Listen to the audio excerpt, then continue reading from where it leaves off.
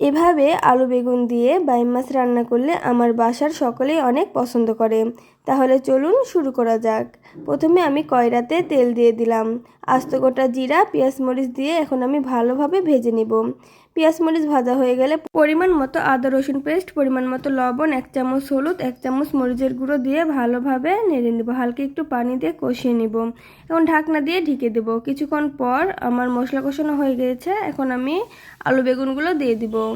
এখন একটু নেড়ে চেড়ে হালকা একটু পানি দিয়ে আমি এখন ঢাকনা দিয়ে ঢেকে দিব। এভাবেই কিছুক্ষণ রান্না করে নিব।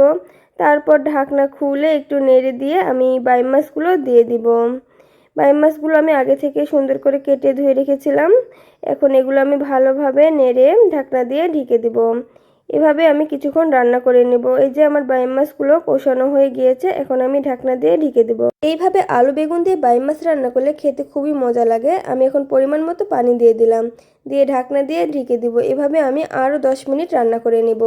আর একটু পরপর নেড়ে দিব যেন পুড়ে না যায়। এই যে দেখুন আমার রান্না হয়ে গিয়েছে। আমার রান্নাটি আপনাদের কেমন লাগলো অবশ্যই জানাবেন।